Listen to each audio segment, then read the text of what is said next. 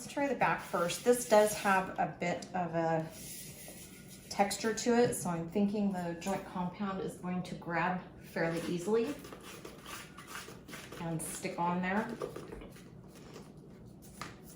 And so I think what I'm going to do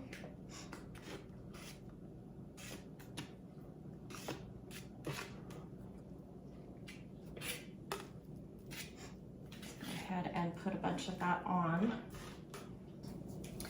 Now, this is a spatula from my kitchen, but this is one that I only use with my crafts. It is not a food item, so don't panic. And like I said, I do still have some chunks of the powder in there, but I can actually work those out as I smooth this across. I almost feel like I'm frosting a cake.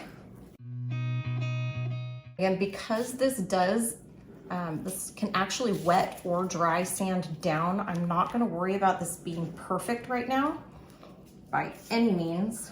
Of course, it won't be perfect on the end result either, but I'm actually going to go ahead and go all the way down to the paper so that I do have a nice even edge.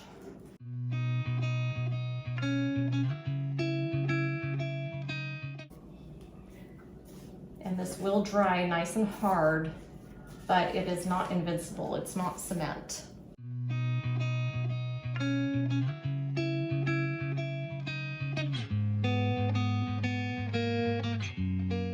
And this is just where you can, at your discretion, whatever it is you like and how you want to make it, you can take this and make it as thick as you want. I know I was talking to you yesterday about this joint compound and the fact that 90 minutes of dry time really meant something like 30, but I was apparently having flashbacks of last summer when I was using this and it was hot outside and it was drying super quick.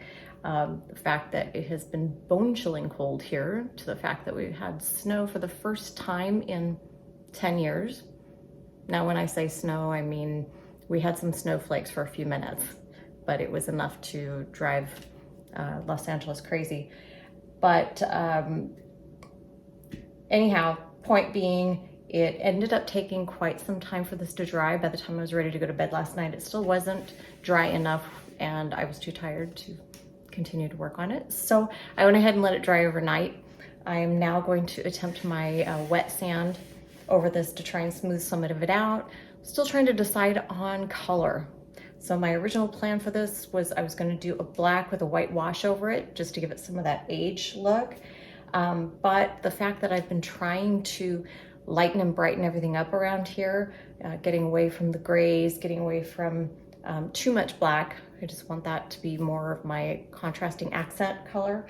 I'm actually digging the white, but it might be a little too white and it won't, of course, show the age. So I may end up doing a little bit of a dark brown in there. Probably get some of my Annie Sloan chalk paints out, maybe a little en fleur, just to show, let that seep into some of the crevices to show the age, and then exposing the white on top of that. I don't know, we'll play with it. Let me know what you think. Either way, we'll find out together.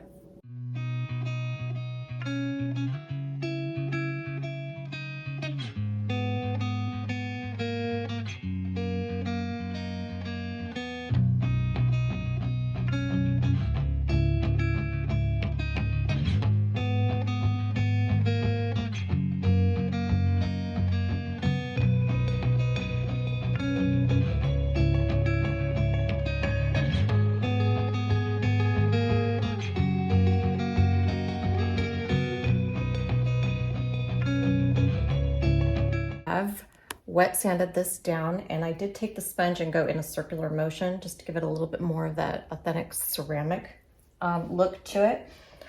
My paper has completely come apart, and this counter is going to be, it's actually not too bad to clean, not too bad. But anyhow, I'm going to let this dry again because I don't want to risk taking too much off. There are some parts right here where you can start to see the glass exposed a little bit. I don't know if I'm going to want to just paint over that when I do paint, or if I'm going to actually patch a few areas. But oh my gosh, this is looking so good. All of this yummy texture. It is absolutely looking like clay. Now it did turn a little bit dark again because it is wet. It will go back to the bright white once it's completely dry again. So I'll still have to deal with the color, but I think now I'm going to tackle these. This one definitely will need more of a coat, but I want to smooth out some of these high peaks.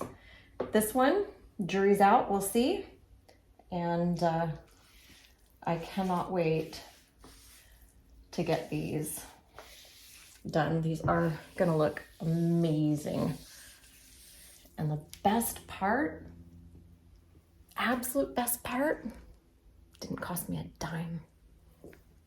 Everything I've already had on hand and saved these from being thrown away. Love it.